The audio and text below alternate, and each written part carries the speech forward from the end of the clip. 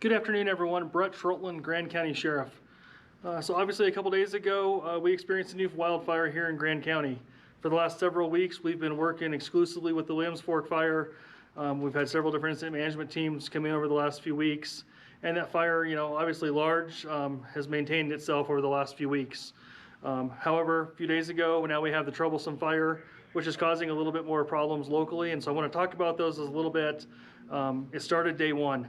Obviously, as you look at the map here behind me, you can see where the fire generally started over in this area, and to the immediate west of that is our Bighorn subdivision. So the Bighorn subdivision was evacuated that first afternoon and actually remains in evacuation status right now. Obviously it looks like this is kind of moving to the west, but there's a lot of varied winds up here, and this is actually pretty close on this ridge line into this Bighorn Park subdivision. And so it's super important that I know we're inconveniencing people by keeping those people out of their houses. But it's still relatively close to this subdivision, and with the winds that we're seeing and these unprecedented times, we want to make sure that we keep this community safe as well. And so that evacuation is going to at least continue throughout today. We'll reassess it tonight, talk to the operations staff, and determine kind of what the long-term effects of that look like. But for right now, the Bighorn Park subdivision does remain in evacuation status. As we kind of move over here to the fire, obviously the fire is moving west towards the east here. And so just a little bit of reference here on the map, you have the 125 corridor right up through, right over here, the 125 corridor. And then Highway 34 is over here to my far left. And so the fire is clearly moving towards 125. You'll notice if you follow our Facebook pages that there was a significant event this morning. We did choose to evacuate this Highway 125 corridor. That's part of our planning process. We really believe in staying 1, 2, 3, or 10 steps ahead of this as things move forward. And so as we look at these things in the days ahead, we really want to try to figure out where the possibility of this is going. And it's just a possibility. We don't really know because the winds change, the weather changes. You'll hear from some experts about that later on. But right now, as this continues to move this direction, we have closed Highway 125 from Highway 40 down here on the southern side, all the way up past the Grand County line, about 5 miles into Jackson County, right there at the Winter Gate. And so that road is closed. Smoke comes into that area. Fire potential obviously can come into that area. And so we plan ahead, so we do that road closure. In addition, we've actually, starting down here, we've actually evacuated this entire area on the west side of 125. And then on the east side of 125, from mile marker 5 to mile marker 22, we've evacuated that west side. Now it's important to note, because I know there's a lot of houses here in this area, that we've merely evacuated people on the east side of 125 that is actually affected with primary egress and ingress to this 125 corridor. So all of you that have access over here on Highway 34, you're not part of that evacuation plan. So that's kind of big for me for Sheriff's Office. Super important. Go to gcemergency.com. That's our latest information for evacuations. Follow our Facebook page. Make sure you sign up for Code Red notifications. All those type of processes will keep you informed. Follow our Facebook pages. It's super informative and hopefully provides you some insight of what's going on. And then we live in wildfire country, so just be ready at any time. That's super important for you, your personal safety, and thanks for working with our responders. I'm going to turn it over to Kate McIntyre. She's the Grand County Manager. Hello everyone, and thank you for being on the call today. We have the Emergency Operations Center fully activated, and we have a lot of state support in the Emergency Operations Center. Very much appreciate the State Office of Emergency Management. We have 2 folks in, and they're in very good touch with what's going on with state leadership. Appreciate all of the support given the fact that there are several fires burning in the state right now. I was on the phone with the mayor of Grand Lake on my way over to do this video today, and we do want to tell all of the visitors and second homeowners that are currently visiting our area and in some of those northern areas of Grand Lake down the Highway 34 corridor, that it is probably a good idea to leave the area. I don't want to cause alarm. Like Brett said, we are actively working together with all of our partner agencies, the Forest Service, on projecting how this fire is going to move. But because there is a limited way out of Grand Lake, as far as our second homeowners and people visiting the area, it just helps us make sure that if we had to do any further evacuations, that we're not clogging up the roadways. So really appreciate everyone, like Brett said, following the Facebook pages for more information. We are taking calls. We're going to answer some questions here today. I also can update you a little bit on the public health aspects of this. We know it's very smoky on the west side of Lake Granby. My home is actually in that area, so I personally know it's been pretty smoky. And so from the public health standpoint, your intuition is really the best guide. If you feel like the smoke is hindering your health in any way, then you can be in touch with our teams on also getting out of the area. Our Emergency Operations Center does have several teams that are working on evacuation points. Right now, the Silver Creek Inn is an evacuation point and a place that folks who do decide to leave the area can go for more information. As the fire continues to move in the next few days, we'll continue to have more information for anybody that does need to leave the area or need more assistance. So appreciate all of our partners that we're working with, and I know we're going to move on to questions soon, so thank you all.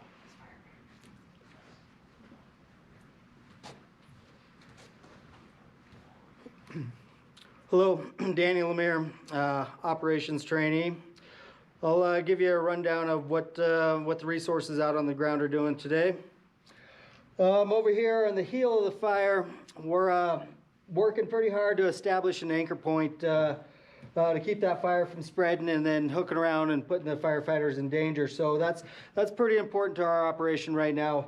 We got some type 1 crew out there working to establish that. Over here on this section of the fire, we have some heavy machinery working in there. We have some dozers trying to get some line coming back towards the anchor. This area here was hit hard yesterday with retardant. It's holding, but we have ground crews following that up and working towards the dozers. As we do that, we'll be able to start working around the head of the fire and then up to the north, pinching this fire off. Obviously, that's a lot of ground though. Slow going, tough terrain, a lot of heavy down dead fuel in sections through here. So it's time consuming, but the crews are making good progress. Today with the weather, the clouds, very beneficial to the firefighters. They're able to speed things up today. Up here on the north side of the fire, same thing. They're trying to get the anchor point established up here. We got some resources out in here doing some point protection and structure assessments, especially right in here. And out in here we have some more structures. Out here on the 125 corridor, we have quite a few resources out there, some engines, some overhead, looking at each one of these structures, coming up with a protection plan to get that in place a couple steps before the fire comes out to that direction, if it does, all the way down to the 40. That'll be the plan for today and through tomorrow. The wind is our biggest factor right now. It's been pushing the fire pretty fast. Firefighters are trying to stay in a safe spot without getting flanked, and that goes back to the anchor point. If we can get that established, it'll speed things up and they'll be able to start pinching the head off.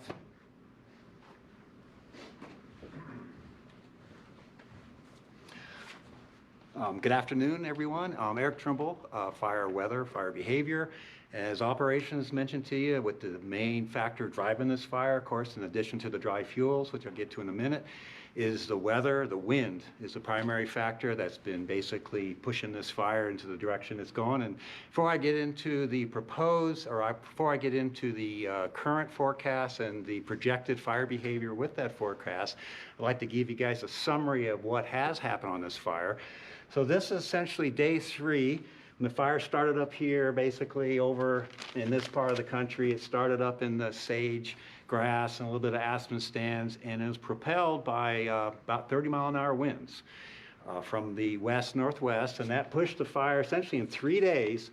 That fire came from, basically, it ran 7 miles from the start over into where it's at right now, just kind of north of the Elk Mountain area. It's actually the just in that Corral Peak, east of that, and near the trailhead for Elk Mountain Trailhead.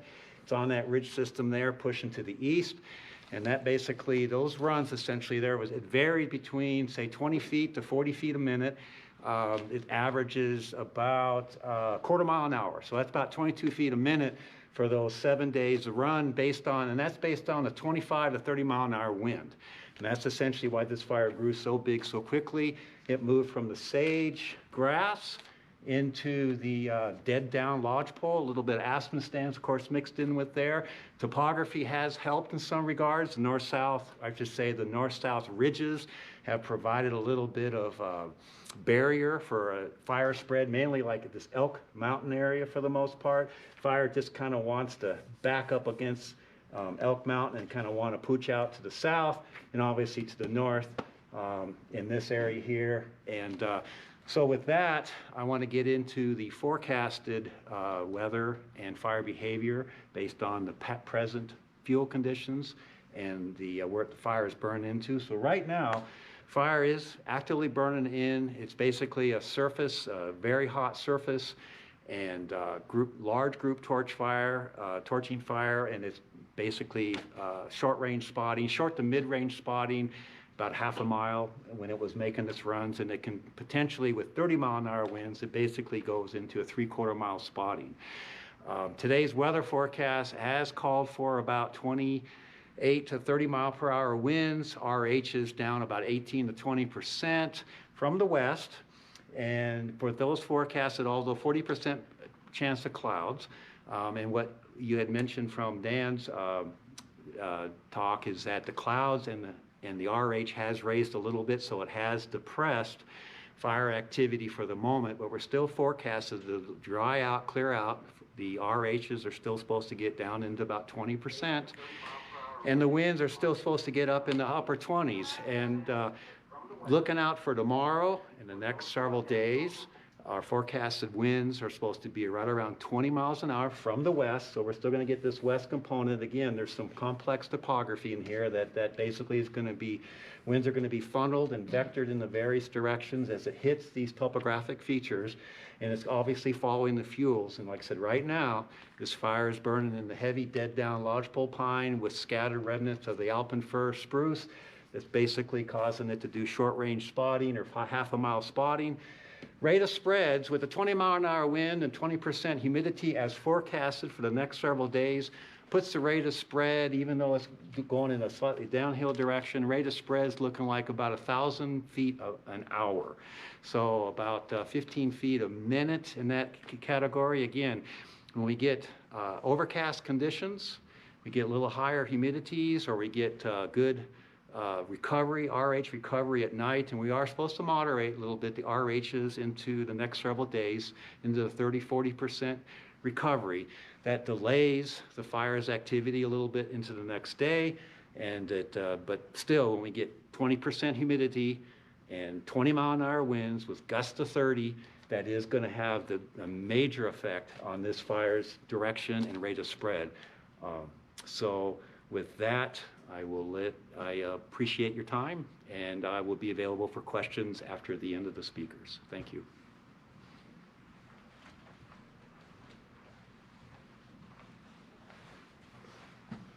Hi, my name is Bob Fry. I'm the liaison for the Northern Rockies Incident Management Team 6 that's presently here. I'm also doing the job as the Deputy Incident Commander part-time. We're a little short-handed, not unusual this time of year, but I'm also the regular IC, so I'm perfectly capable of doing that job too. The information you just heard from Eric and Danny about the fire and the fire behavior, just wanted to clarify one thing. The distance here is, if you look at these marks, is about 3 miles. That's one of the reasons that triggered our discussion last night with the sheriff on what we should do as far as the evacuation, seeing the fire behavior. It's a team of teams, and we work together on this stuff. When when the incident management team comes into an area to help. We're from Montana. Most of us are North Idaho and Montana folk. And we're used to doing this kind of thing with working together with fire departments. I was a volunteer fire chief. And so we become a part. We're here to help you. I always talk about the folks that are affected by this as being part of our team. Everybody we want to get the information out so that you have the information, the best information we can give you, and we work closely in coordination with all of our partners, be it the power company, the water companies, the towns, the outfitters that are out there that are affected, the loggers, all of those folks. We try and keep in close coordination with. We do not want to affect your time out, especially if you're evacuated, any longer than necessary. One of the traditions of this team is trying to get folks back in as quickly as possible when there's a possibility. The problem is we don't control Mother Nature, and Mother Nature is the key with the weather, and that's going to dictate how big this monster is going to get. You heard Eric talking about how fast it's grown. That's 3 days' time. If you look at the signature here, that's 7 miles. We're talking 3 miles to 125. So that's it wouldn't take very long in a bad day. Yesterday was pretty significant.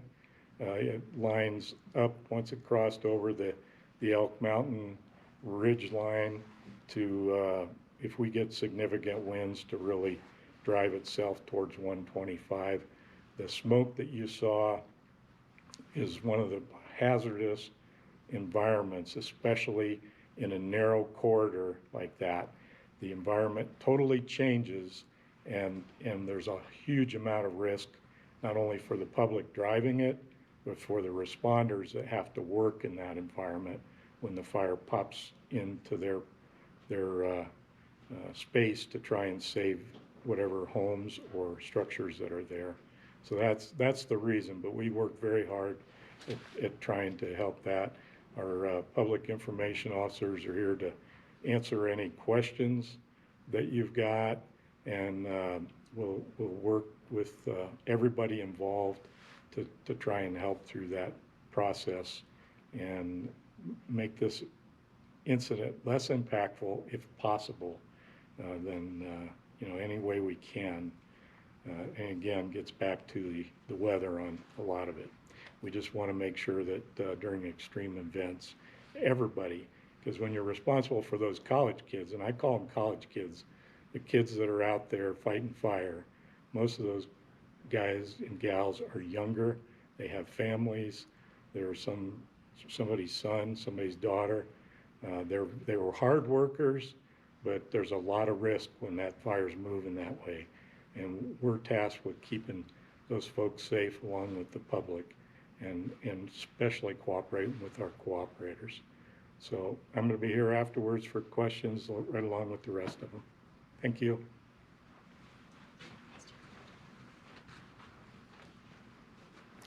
So this is Shoshana Cooper again, the district ranger here in the Sulphur Ranger District.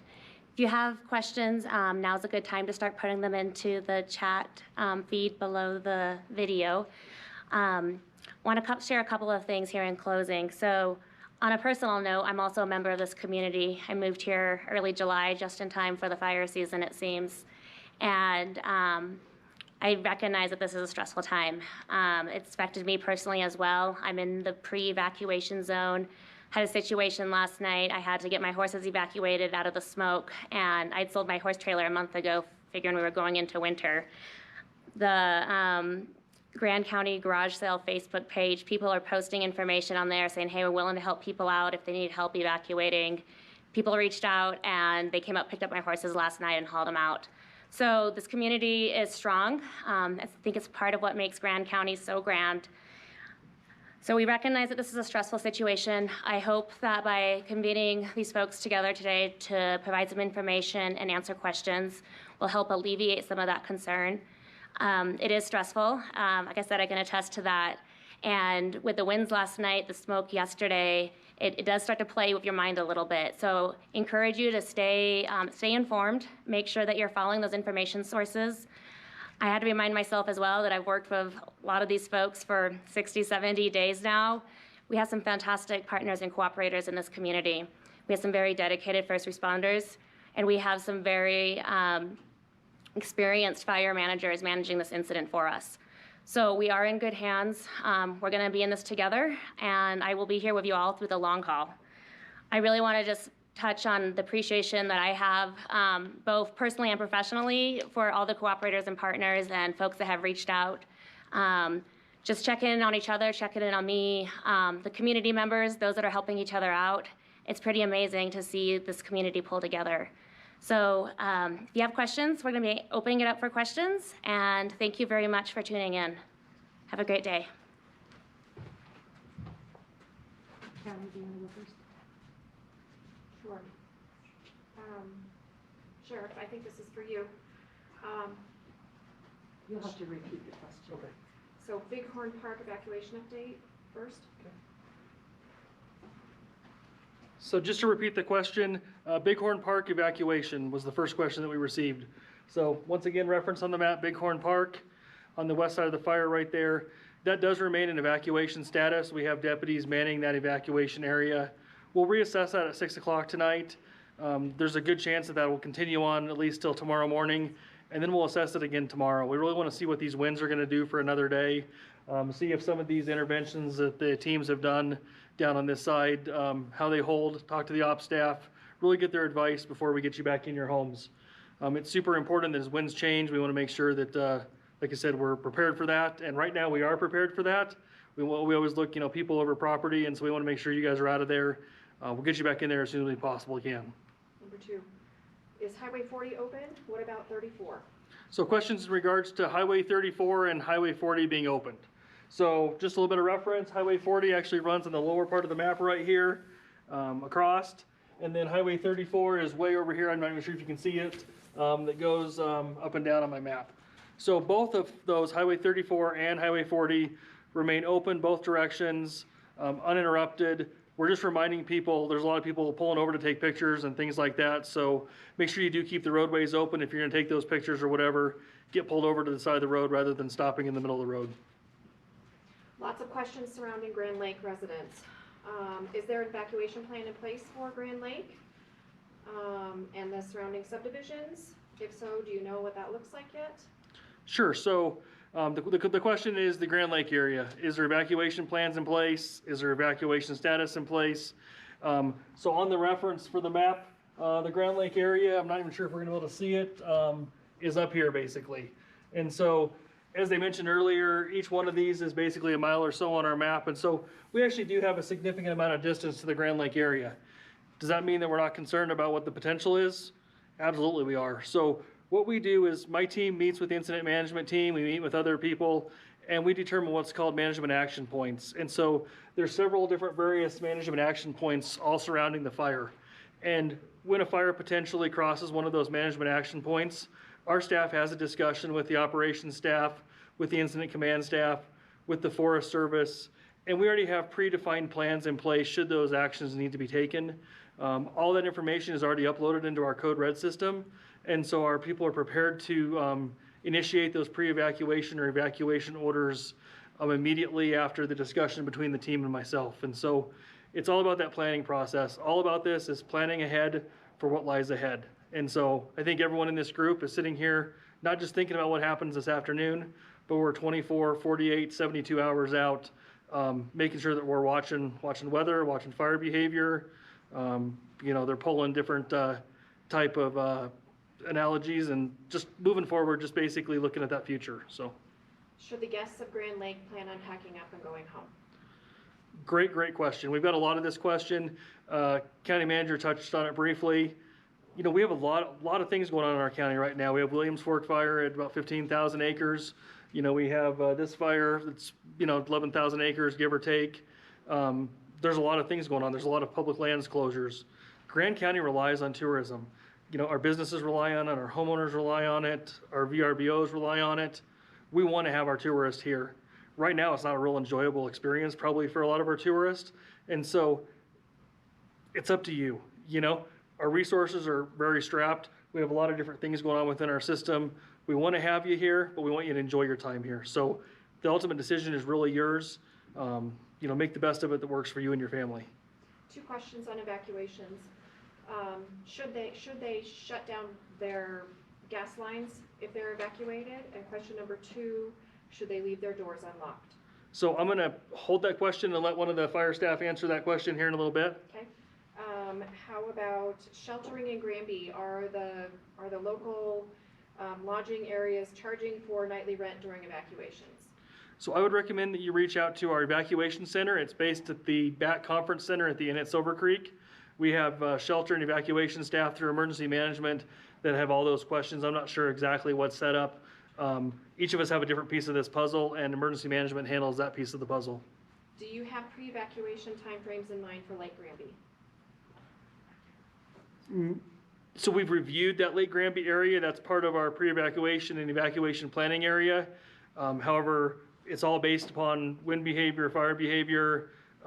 We're watching those areas constantly. I think the key message of that is we're constantly assessing. Not a minute doesn't go by that someone in this room or out in the fields not thinking about what's next. Thank you. I think that's all for me. All right. So we got a question about how to stay informed if you are in a pre-evacuation or an evacuation area. And like the sheriff mentioned, Code Red is a way that you can get text messages automatically. You can sign up for that on the Grand County website, sign up to be informed, put your cell phone number in there, and then you'll get automatic notifications if you are in any pre-evacuation or evacuation area. So Code Red on the Grand County website.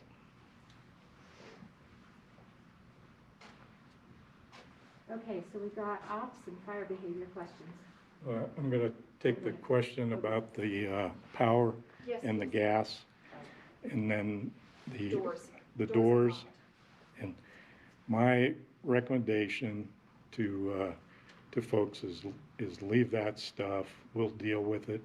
Part of the problem with anything gas related or electric is if you shut that off, you get evacuated out. It's a couple days early, like today, the fire lays down. All at once, you're dealing with your freezer. You're worried about that, whether food's going to thaw.